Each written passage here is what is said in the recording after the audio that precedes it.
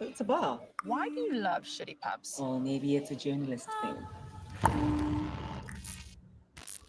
People rely on us, Harmon, for the truth. Truth that spurs people into action. Come on, that's the word. I have something big. What have you heard about Project Coast? Pathogens, poison, the whole chemical warfare thing. Yeah. What makes a highly successful, profitable venture like Project Coast just suddenly stop dead in its tracks? What are you up to, Stanley? I have someone on the inside. Someone who can set the record straight. Finally take these fuckers down. You're stuck in the past of nations, revolutionaries. Nobody cares about history anymore. It's a mighty fine rationalization for mass murder. You really must leave this alone. In what way have you contributed to the privatization of wars across Africa? Excuse me?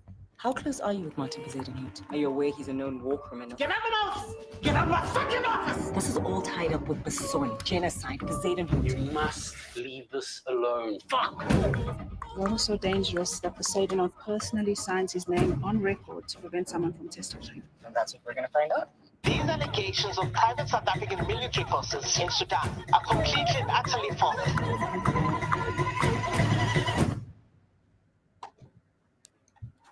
We are going to get to know each other so well. You and I have something in common. I very much doubt that. We need to be careful, Martin. She's still a civilian.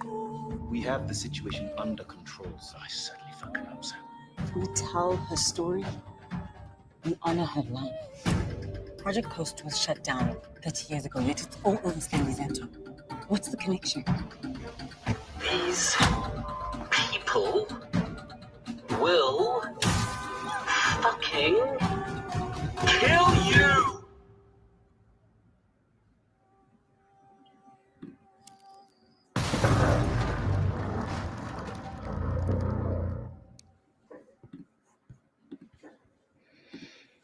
Oh my goodness.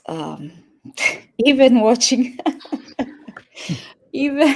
even watching the trailer, I watched the movie, but even watching the trailer is bringing back the energy I had at the theater when I was watching the movie. And you will all witness it today. So the name is Nduko. I am the host on Kumbukeni. I am glad to have with us today director Ian Gabriel, director of the movie Death of a Whistleblower, among many others. I shared a link to all the other movies that he has put out that I recommend that you watch. Director Ian, please introduce yourself. Well, thank you. It's great to be here. It was fantastic showing the film in New York, as we did last weekend, which is when you saw it, at the African Diaspora International Film Festival, which is a great film festival because it welcomes contributions from all of Africa. I think there's 65 films in the festival. And that festival is still ongoing, so I do encourage people who are in New York to go and watch and support. It was a great opportunity for me to be there. We were the opening night film, so that was a very nice honor to be given. And our film is a fictional film, but it's researched over many years, and it tries to tell an accurate story of what has happened in South Africa, not only in South Africa, but in other areas of Africa as well, where aid has sometimes been used as a basis for creating acts of war, movement of military equipment, and so on. So this is really a story that we consider to be a true piece of fiction, if I can call it that. And also, a lot of the film is based on what happened in South Africa. South Africa went through a Truth and Reconciliation Commission that tried to settle all the wrongs of the past, the wrongs of apartheid. And that was a very noble ideal. Not all those wrongs were settled, and some of them have continued to fester in the community. So I thought it was an important time to talk about those wrongs again, and see if there are ways in which, at least by discussing these things, we can start to open up our history completely to understand what has happened in our country, what has happened in other countries in Africa, and what routes we take to resolve that as individuals in the present. Yes. So, and that was one of the things that I was looking at, the reconciliation. What is it called again? Truth and Reconciliation Commission. Truth and Reconciliation Commission. Yes, the Truth and Reconciliation Commission, because I have a lot of thoughts on it, but we won't be discussing that first. But that's definitely one of the things that I want us to point out. What inspired you to make this movie? Well, it actually came about. I had an idea for a film many, many years ago that featured the girl who dies at the beginning of the film, or gets chased and dies. And what we did with this film was we took a crime from 1985 that's unsolved, and then let it reappear and stick its head up in 2022. And finally, through the activities of Rianda Masinda, the investigative journalist you see in the trailer, she's the one who uncovers the truth about what happened to this woman, and also she uncovers the truth about what the perpetrators of that crime are still doing, because they haven't been apprehended. So they have been free to accumulate wealth and to hide behind a facade of, let's say, doing good in society, when in fact what they're doing is not necessarily good. And you all know, for those of you who follow Kumbukeni, and by the way, I guess let me share I'm multitasking. I want to share with you all where the film festival is going to be, but I also need to ask questions. So let me put this on hold for now. I'll share that in a minute. But let me share my experience when I went to watch the movie. So the movie is well done. Ian did a great job of getting to the hearts of those who watch the movie and the minds. He definitely inspired. It's very thought-provoking. It is very thought-provoking. And it takes you through different emotions. And I remember getting very angry in the theater and being careful not to get loud as I was getting angry. But as you mentioned, these people who do these things and they get away with them, and like I mentioned before we came on live, I cannot help but remember the Bill and Melinda Gates Foundation in Africa, because even as I asked you, your perspective of them or your understanding of them is that they're doing good charitable work in Africa. But I mentioned to you that they are literally what is revealed in your movie is the Bill and Melinda Gates Foundation, to the point where they have labs in Africa where they're testing and introducing harmful substances into our food, into everything. They have, I don't know if you know this, but they've created a mosquito in the lab that they've released now in Africa. So given that what is your response hearing that? Yes, let me that so I can leave it open. Okay, well, my response is that I better do a lot of research on the Bill and Melinda Gates Foundation because this is news to me. But it's exactly what our story is about, which is that people who are powerful are able to use information and use society in whatever way they wish.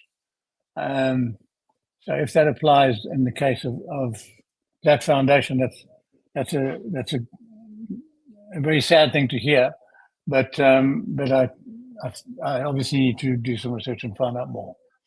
Because a lot of what happens in Africa is given the cloak of being for the good of the people and for benefit and for charity and so on, and it's not always like that.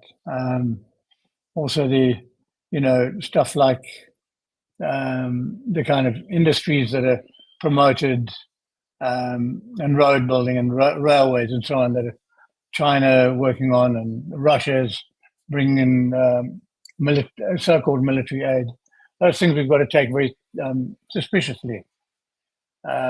because they are often part of an attempt to continue colonizing Africa. Yes, indeed. So I did share the link there for those of you who are in the New York area. There's multiple films showing the African Diaspora International Film Festival, ADIF. So go ahead and visit the website and see which one you can go see. Unfortunately, Death of a Whistleblower was shown this week and last week. I think, are they showing it again? I think that's it. There were 3 screenings. Yeah, I think that may be all. And for those of you in South Africa, you can watch it on EVOD. So EVOD streaming, for those of you in South Africa, you can watch it there. That is where you can watch the movie. I recommend that you watch it because it is speaking about your country. And as much as it's, did you call it a truth fiction? Yeah, I would say Yes. It's inspired by truth. It's a fictional story inspired by many true events that have happened. Exactly. So it reveals, for those of you who are, because a lot of us are busy just trying to make ends meet, we don't realize the politics, the everyday. And by the way, politics is not different from economics. It's not different from religion. It's not different from education. It is our daily life. So we don't realize the mechanisms that are happening around us that are keeping us in an exploitative situation. So what role do you believe, Director Ian, what role do you believe whistleblowers play in holding power to account, and how can communities support them? Since this is the main theme of your film, let's talk about that.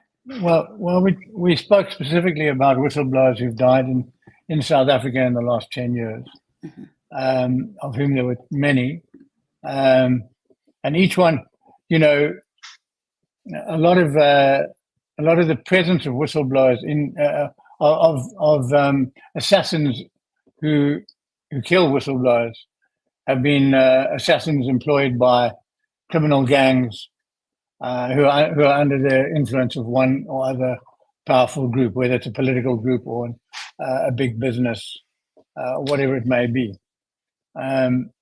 So I think what has happened in South Africa is that criminal gangs have become more and more empowered to operate against individuals and against society. And they're directed by people of great wealth or groups with great wealth and great power. Mm-hmm. So that is different from an allegation one could make in another country that perhaps the government was behind these assassins.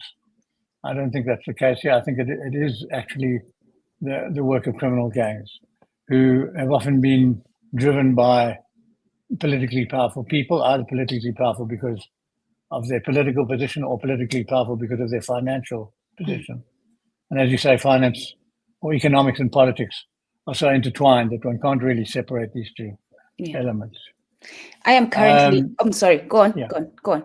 So we dealt with whistleblowers, but in fact, I always wanted the story to be more than that. I wanted it to be about whistleblowers or truth tellers, journalists.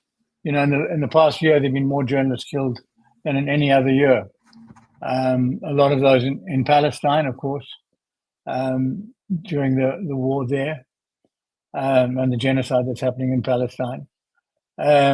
But in fact, all over the world, the work of truth tellers gets more and more difficult. Paradoxically, the more we have media, we have media being taken over by the internet, by information. There's a massive information without a massive, clear, defined analysis of the information. There's also a great deal of fake news going on now. So all of that is part of what this film is about, and I suppose what every film that wants to be talking about the truth in 2024 is going to be about. So, and that's a correction on that name I just put there. It's Tom Burgess. Let me just do that correction real quick. It's so as you speak, this is an auto-correction by Google for whatever reason. As you speak, I'm reminded of this book. I don't know if you've read this one, The Looting Machine. It focuses mainly on Congo, Angola, but generally the exactly what you're talking about, right? The imperialism, the multinationals, and this is mainly a response to the fact that you believe it's criminal gangs. I believe it's governments, and this is why I say this. And even based on your movie, and I'm trying to talk about the movie without revealing too much about it. The man, the wealthy man that is involved in all of this, at one point is apprehended, but we all know, as we are watching the movie, those of us who know better know that he's going to be walking the streets, right? And this is how the government is involved, because and in the looting machine, it talks about how these multinationals pay government individuals, and how government individuals under pseudonyms and under different company names are a part of these entities, gaining profit from these entities while making sure through policy they are protecting them. So you see how that web of connection ends up coming to the laps of the government.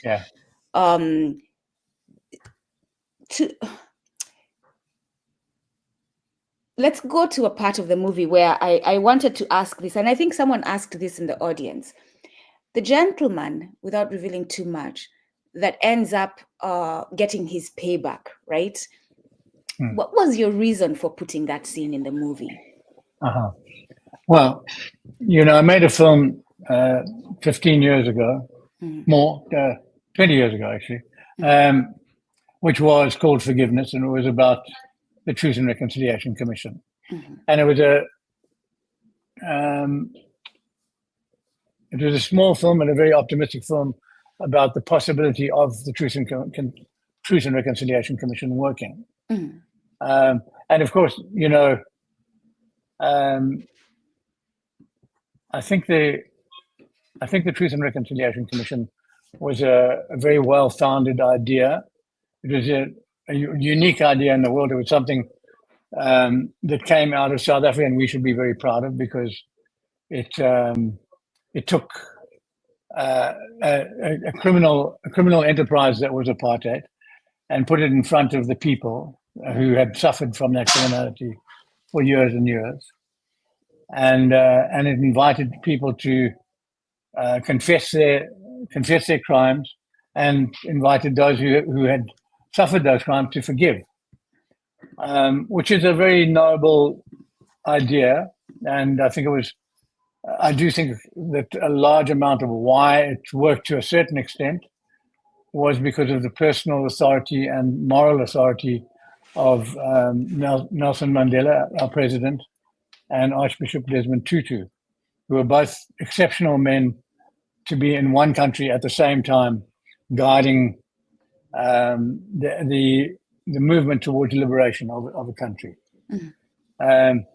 So the film I made, Forgiveness, was about how absolute truth and could win absolute forgiveness.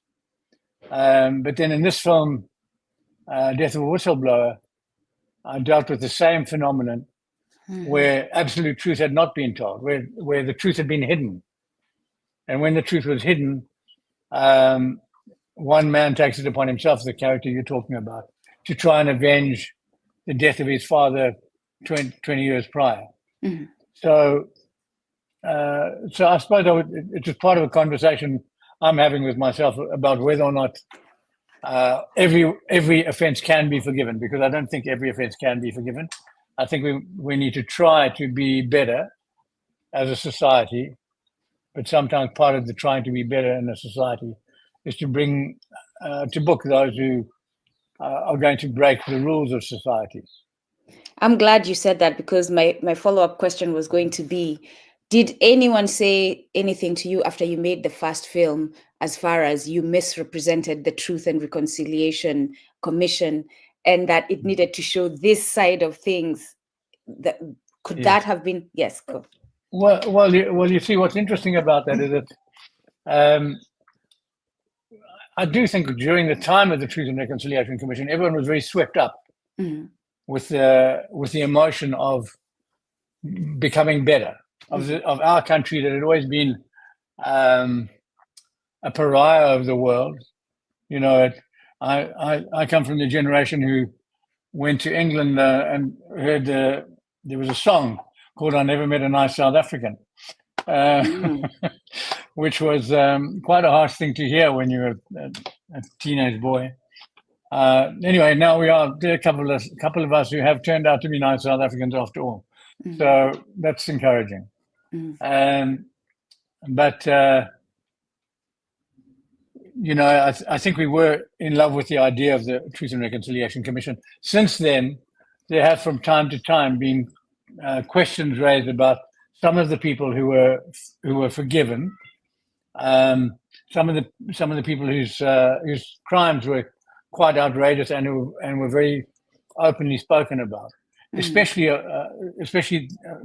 men who were, it was largely men who were in the South African military establishment. The South African military establishment pretty much got away with everything without much questioning.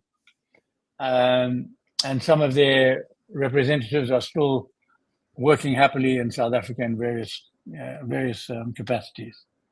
So that is something I would question. And people who suffered from those people, I'm not surprised that they do question that.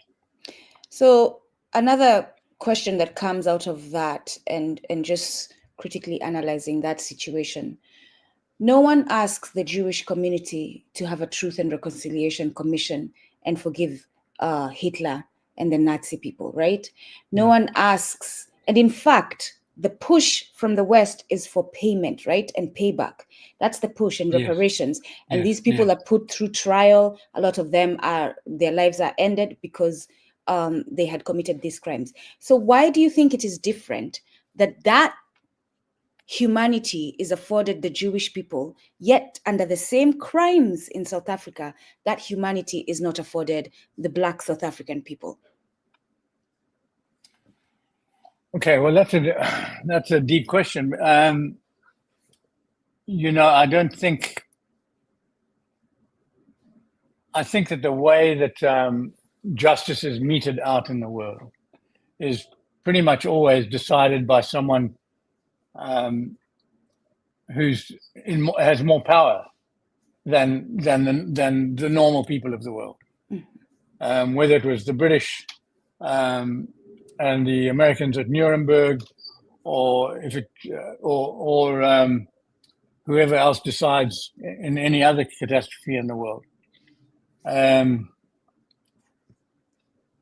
So in South Africa, the choice was made, and I think it was democratically made, as far as one can talk about democracy, in that, as I said, the moral compass of the country was being guided by Bishop Tutu and by Nelson Mandela, and therefore a great deal could be accomplished that could not have been accomplished at, let's say, Nuremberg.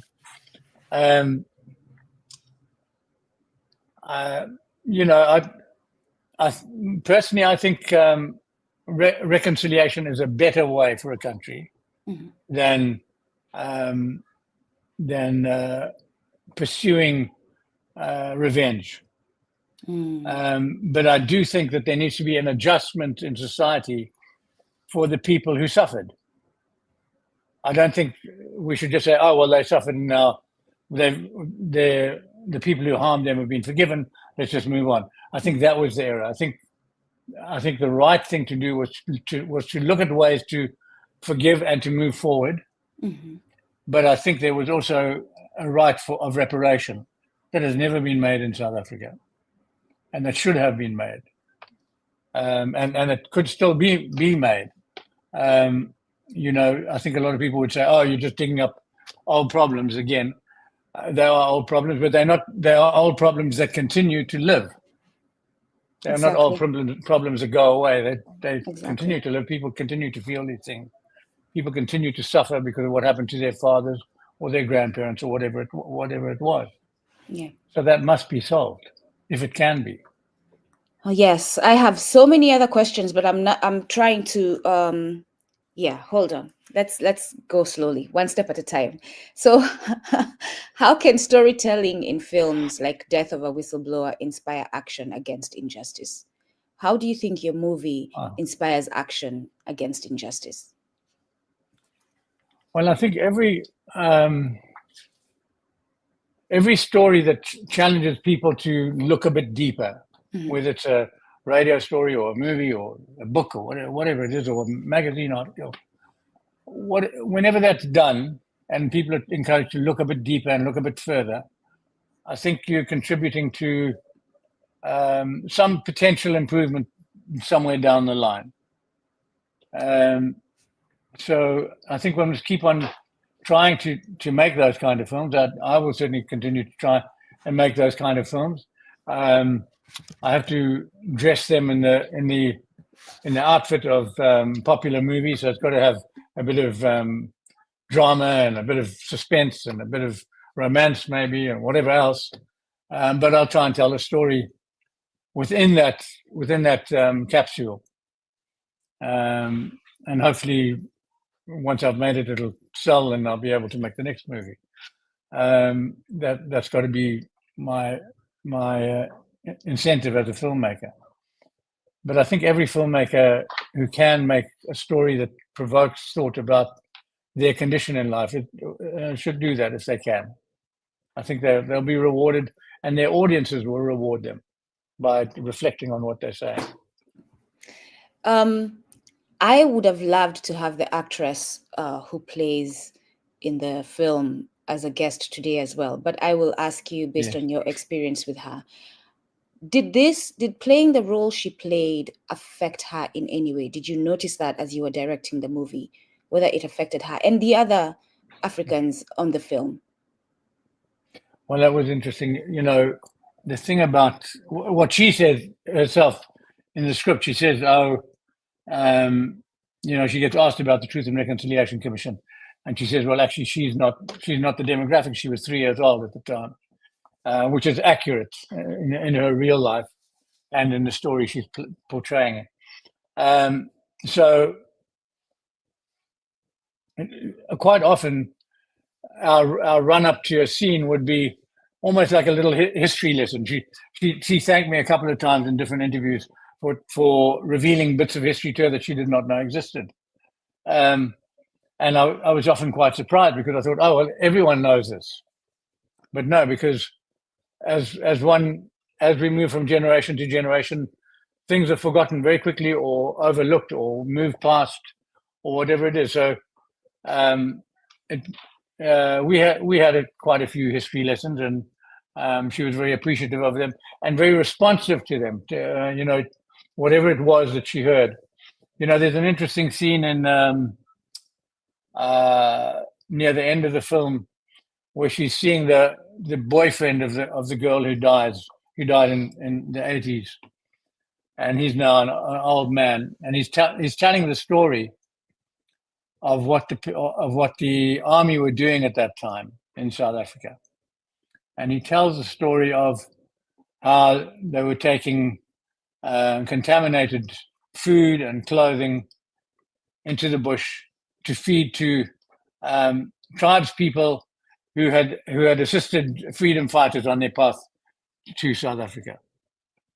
And while she's hearing that story, a tear dropped from her eye, and it was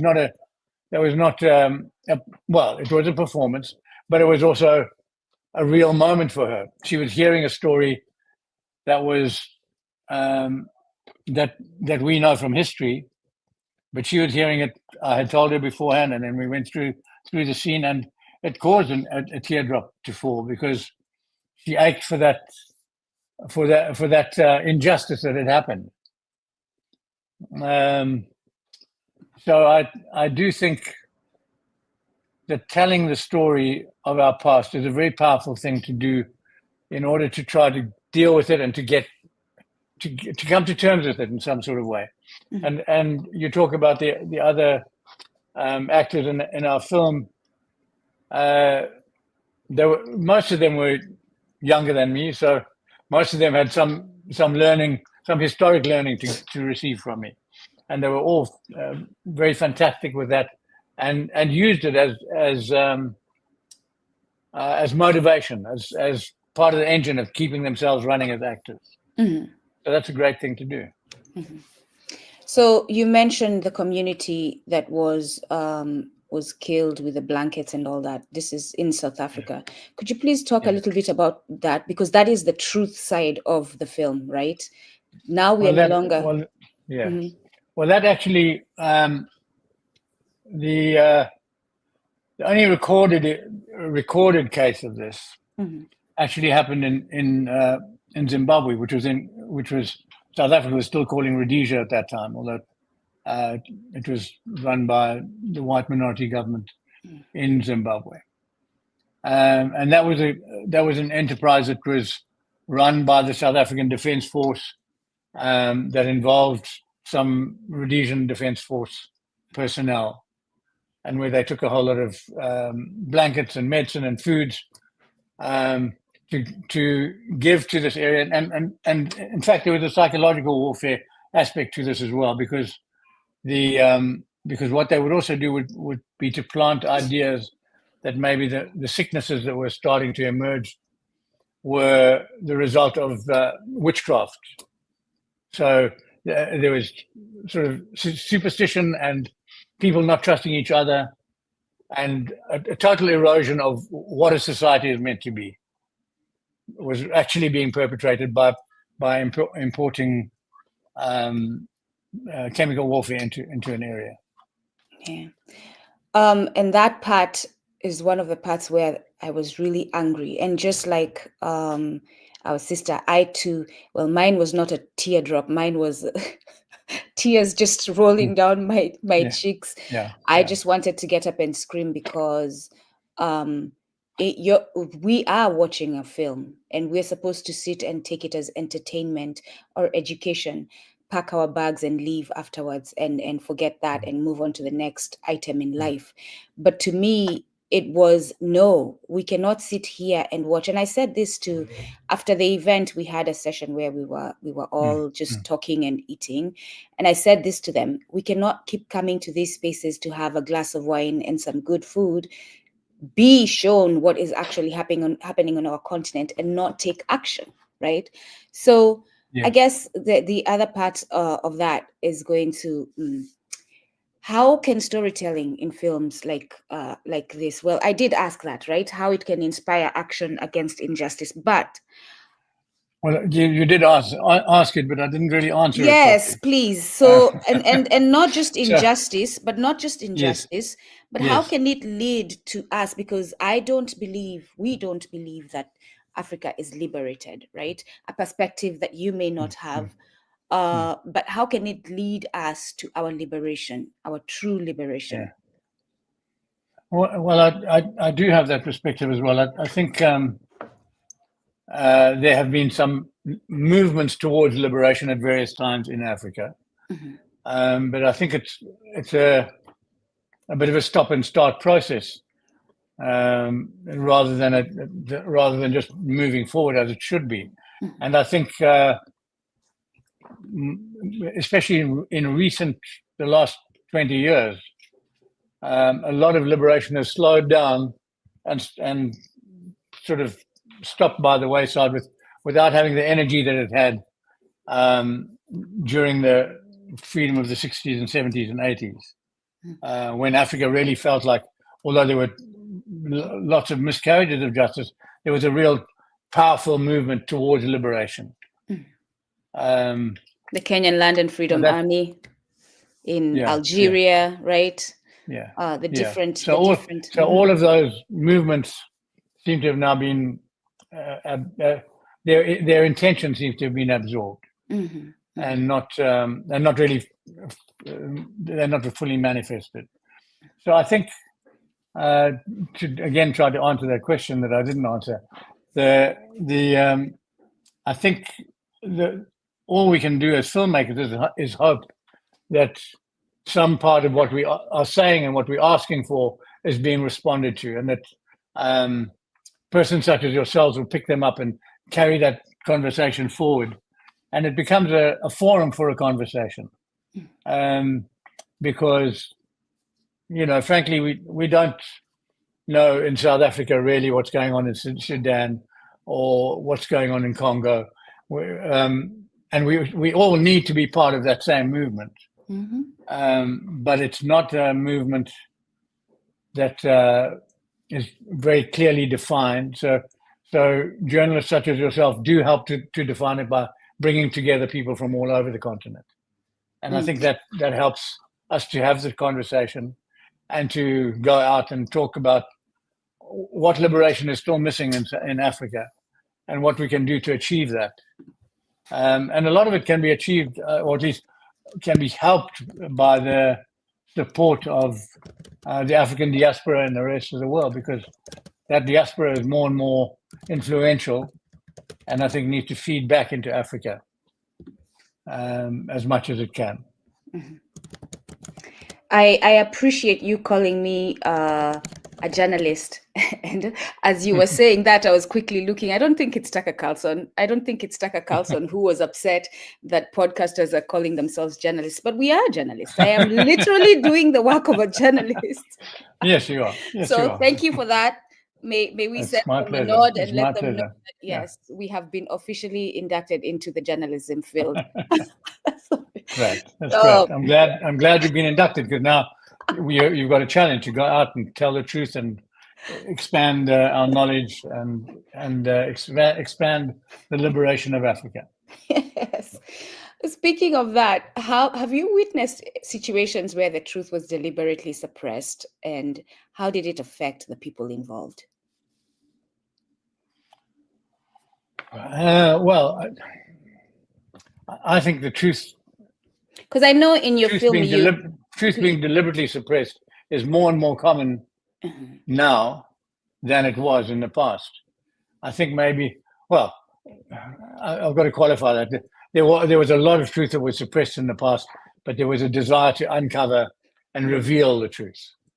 And I think in the 70s, 80s, 90s, there was quite a push towards that around the world. But somehow, I think maybe from the beginning of the 2000s until now, there's been more and more of a desire to suppress truth, because it's an economic weapon, because the suppression of truth allows for what we have in the world, which is more and more wealthy, extreme wealthy people, and more people locked in poverty. So I would think that the desire to, or at least the attempt to reveal truth, is something that we all need to fight towards. And it's a bigger and bigger job to be done. So as you were talking about Nelson Mandela and Desmond Tutu, my perspective of these is that the imperialist system is very good at picking the good Negro, right? You said they were exceptional. Yeah. And it's interesting because there's a show on Netflix called The Magical Negro. I don't know if you've seen it. If you haven't, please go see it. It's from my perspective, it's comical. I would love to hear Magical Negro, The Magical Negro. Okay, all right. Or The Magical Negro, see that. Something like that. Yeah, okay, I'll look for it. But it's very upsetting. And this film is essentially, and it could be seen, and it probably is,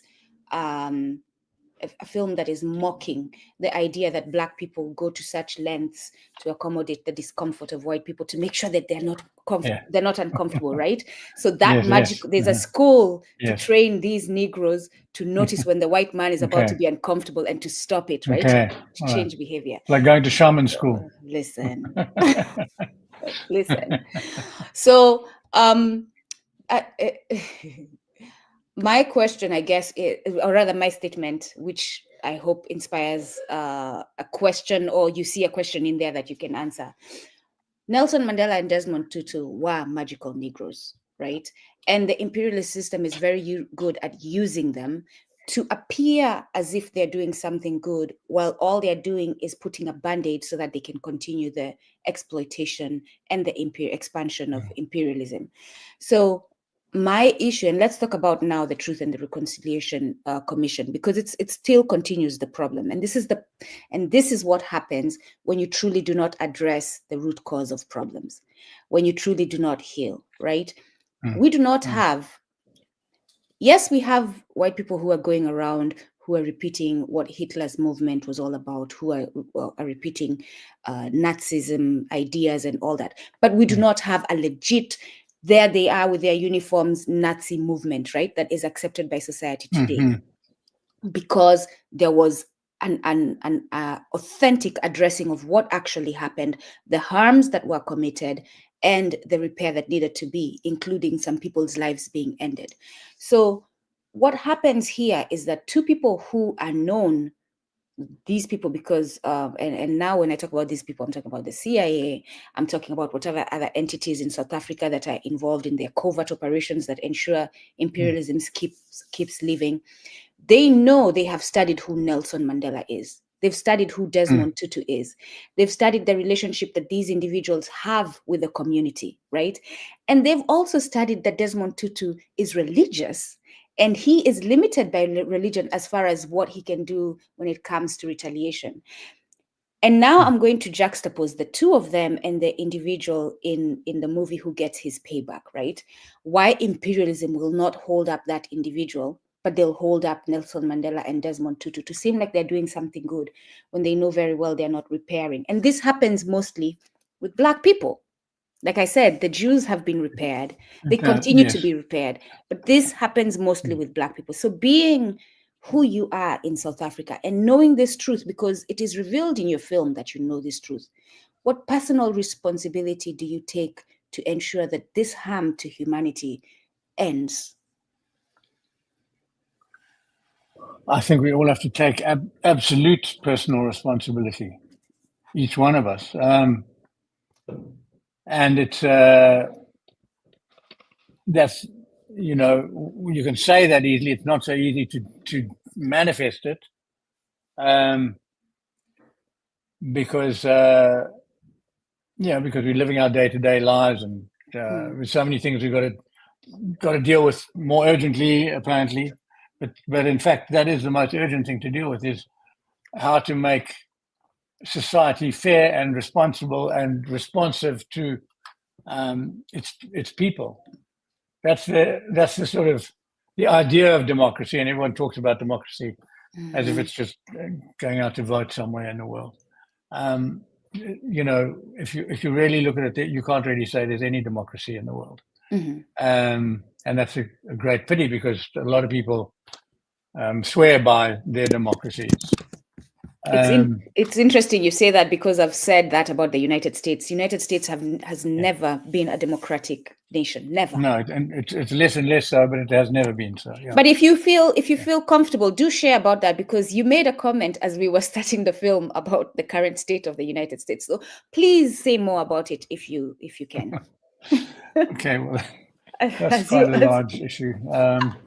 But I must say that what seems to be happening in the United States is an attempt to accustom the world to the idea of not revealing the truth, of not expanding freedom, of not sharing wealth with anyone other than the very wealthy. That's all of those are current symptoms of the United States political behavior. And then also the license they give with the weapons that they export, which they of course are making a load of money on. They're making that money, they're spending that money. It's generating a very virile weapons industry, which is one of the big beneficiaries of the current status of war around the world, and will continue to be a beneficiary in the years to come. Which is a great segue for another hot question. In the movie, you reveal, or it's mentioned, the privatization, or maybe I connected it to a book I'm reading, because it is implied in the movie, but the privatization of war, right? Yes. Talk about a little bit, and Absolutely. I think I asked this question. So how do we as a society continue to support capitalism because the privatization of war has come through capitalism. When it is doing things like privatization of war, when we privatize war, so that people can have a good understanding of what we're talking about, if we make it normal and accept the fact of privatizing war, it means that those who make money from the act of war, right, since now it's privatized, will always ensure that there's a reason to make money. They will always ensure Absolutely. that Absolutely. business Why- does not yeah. die, which means they have to manufacture wars. So please talk about that. Well, that And how, idea that and war is specifically about Africa, right? Because we have Somali, we have Yeah. Sudan, we have Angola. Please, yes. Yeah, that idea was sort of central to the story that we developed. We wanted to talk about whistleblowers, but we also wanted to talk about the fact that the war was being exported to different areas in Africa. I can say that South Africa has a very robust weapons industry, which was one of the byproducts of apartheid, because apartheid needed to build up a weapons industry of its own. Because of the boycott on arms coming to South Africa. South Africa became very good at developing their own weapons. And those weapons are still being supplied. They're being supplied at the moment to Saudi Arabia. Saudi Arabia has done a lot of business deals with South Africa that are not necessarily weapons related, but the oil that keeps the whole thing moving is the amount of weapons supplied by South Africa to Saudi Arabia. It's all in part of the war against the Houthis in Yemen, who are, again, that is the same enemy that Israel has, that the United States has. So everyone's part of the big boys club. Yeah. Creating these different types of wars in Africa. In Sudan, there's I can't tell you. I don't have enough specific research to be able to tell you who is supplying those, who is generating that war. But you can be sure that there's a lot of money pouring in to create the war in Sudan. Yeah. In Somalia, that's the same thing. And a lot of these countries, Mali right now, I think, is about to become another theater of war because of the interest of the Russians in being positioned in West Africa. They're trying to replace the French there. So these are, and if the more you research any one of these areas, and I can't say anything about Angola because I don't know enough, but I'm quite sure if I did research there that the same thing would be true there. Every time you start researching and digging around, you start seeing, oh, there's a foreign entity importing a lot of weapons, providing help, providing a way to stabilize the country, and in the meantime, they're getting big benefit out of it, and a lot of it is benefit created by war. And speaking of that, what are your thoughts on having, as far as, let's go to logic now. I'm told that men apparently are really good at logic and we women are good at emotions. So since you're a man, let's see how good y'all are at logic. That's a challenge. That's a challenge. Okay. I'm putting it out to you. What are your thoughts on Africans allowing foreign military bases, United States military bases? Now there's a Chinese one in Djibouti, I believe. England, the UK has military bases. Just about every colonial entity has. What are your thoughts about that?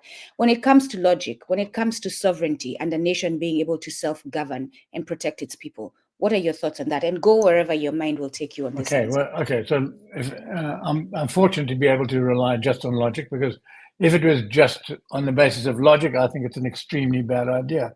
And the reason why it's an extremely bad idea is that logically, all these countries are trying to be independent, are trying to be their own masters of their own universe. And as soon as they make a military base for the United States or Britain or Russia or whoever it is, they start to abandon that notion of being their own bosses in their own lives.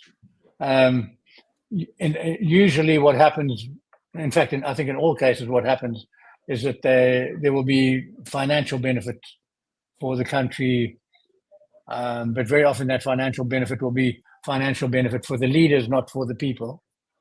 It'll be financial benefit in bank balances around outside of the country where the work is happening. So I do think it's a very dangerous aspect, and it's something that that we need to try and work against. There need to be other reasons why people need to come to Africa other than to militarize. And what do you think would happen? Let's say I am a president of a nation in Africa, and I went to the United States or the UK, and I said, we would like to have a base in the United States to make sure we protect our interests, or in the UK. What do you think? This is me now going to the humor side of things. What do you think would happen? I think the laugh that I give is the laugh that they would give. It'd be like, oh, you're completely crazy. That's not how the world works. And we no one puts bases in USA. USA puts bases in other countries. But this is how it works. It's a one-sided thing. Exactly. So logically, there's your answer. Yeah. Exactly. It's one-sided, totally one-sided. And therefore, I ask, what is like when these leaders, so-called leaders in Africa, talk about, I went to school here and here and here, I question the credibility of those schools and suggest that those schools close immediately because they have failed the field of education. Since these people are not showing the benefit of education, they're making very illogical and self-defeating decisions. So yes, that was just for humor. Thank you for indulging. As we end, I will ask two questions. What is your advice for, and because I want to see more of people like me on the continent putting out films about what is happening, right, from their perspective, because it is important to give all perspectives, right? What is your advice, knowing the challenges of making a film, marketing it, getting it shown and selling it? What is your advice to any filmmaker on the continent who wants to start putting out films? Well, I think one of the things that's great is that it's become much, when I was young, to be able to get hold of a camera where you could record a moving image cost a lot of money, and you need to have technicians working with you and so on and so forth. Now anyone who's got a phone has got a moving camera. So the access to some of the technology is much more available now than it was before. So therefore, I would suggest to young filmmakers to start making films. Start making films. Don't wait for someone else to give you something. Start making a film right now. Take out your phone, write your script. My son. I'm very proud of my son. He at one stage in his life wrote a 60-second script every day. He'd write 5 scripts a week, and then he'd film one of them on the Saturday. And I recommend that to anyone. I think it's a great way to exercise your skill as a writer, create characters, create dialogue, and then film it. See what it looks like, and work out how you're going to cut from the one person to the other. And if you can learn how to edit that together, which is a little bit more complex, then do that. But you can actually do all of that with your phone. So why not? Why not start there and prove your ability and increase your talent? And then from there, if you start doing that enough, you will start to make waves, and you will start to get more and more support, and you will. So take charge of the event. Don't wait for help, because help doesn't always come. You need to take charge and force people to listen to you. All right. Do you have any last words regarding the film? Anything you would like the audience to know, where it's showing? Yes. Well, it's at the moment it's showing in South Africa through EVOD, which is a streaming service. It was showing on Amazon Prime before that. but only in Africa. So hopefully a fair number of people throughout Africa have seen it. We are now looking at distribution in the United States, theatrical distribution, and also in Europe, but that will take some time. And again, back in Africa, I think we need to find some form of streaming across Africa. So that's all that I'm hoping for at the moment. If you have any ways, any of you listening, to help us achieve that aim, please let us know. And I look forward to carrying on doing the kind of work I'm doing. And I look forward to watching your next program, Nduku. Thank you. And thank you for putting out the film, because it has inspired in me action that I am going to take in my own way, but also because it's helping us, those of us who want to educate our brothers and sisters, show exactly what's happening, using a lighter way of telling the story. I recommend the film to everyone. The film is The Death of a Whistleblower. And I actually, for those of you who are going to watch the film, I would love to have, and feel free to reach out to me at kumbukeni1@gmail.com. I would like to have a conversation with my African brothers and sisters about this film. So if you watch the film and you want to come on Kumbukeni and we can have a panel discussion about the film, go much deeper, please let me know. And it's easier for us as the audience to go much deeper than the director, who has to meet certain requirements, especially when it comes to marketing his film, right? So yes. Well, I think it's great. I think it's great that you are inviting people to do that. I do hope that viewers come back to you. Yeah. And you can set up a panel. It'd be fantastic. Yeah. Great And thing to do. it goes beyond just supporting the film, right? The money that you're going to make as the film is being supported. I am doing this because I believe this film is telling stories that we need to talk about as Africans. Do not be held back from learning and educating yourself because you're thinking it's going to make money for Ian Gabriel. No, close your eyes to that for a moment. And know, I mean, these are the struggles we have, Ian. Like these are the struggles we have. For sure. You know, so but let's look at the bigger picture. We want to educate. We want to learn about our community. We want to learn about what imperialism is doing to us. So I recommend those of you who want to watch it, and then reach out to me and we can have another discussion on this. I will play the trailer one more time as we go out. Any closing words, Ian? No, just thank you very much, and I do hope to see your panel discussing not only Death of Whistleblower, but the broader story that we're talking about. Yes, which is the story of Africa and how to see its way into a leadership position in the world. Yes. And you know what? Actually, I'm going to put this out to you all. I already have a couple of people I have in mind. Mama Kanyisile, I'm going to be reaching out to you. Oladile, I'm reaching out to you.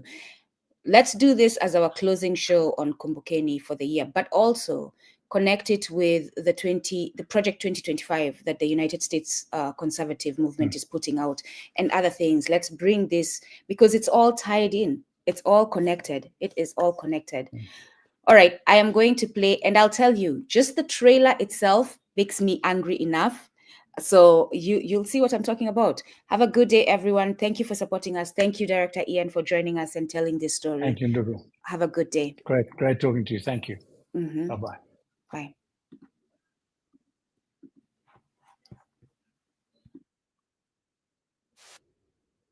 Oh, Why do you love shitty pubs? or maybe it's a journey. My God, where are you? What? It's a bar. Why do you love shitty pubs? Or maybe it's a journalist thing. People rely on us, Harmon, for the truth. Truth that spurs people into action. Come on, that's the word. I have something big. What have you heard about Project Coast? Pathogens, poison, the whole chemical warfare thing. Yeah. What makes a highly successful, profitable venture like Project Coast just suddenly stop dead in its tracks? What are you up to, Stanley? I have someone on the inside. Someone who can set the record straight. Finally take these fuckers down. You're stuck in the past of nations, revolutionaries. Nobody cares about history anymore. It's a mighty fine rationalization for mass murder. You really must leave this alone. In what way have you contributed to the privatization of wars across Africa? Excuse me? How close are you with Martin Poseidon? Are you aware he's a known war criminal? Get out of my office! Get out of my fucking office! This is all tied up with Bassoon, genocide, Poseidon. You must leave this alone. Fuck! We're so dangerous that Poseidon personally signs his name on record to prevent someone from testifying. And that's what we're gonna find out. These allegations of private South African military forces in Sudan are completely and utterly false.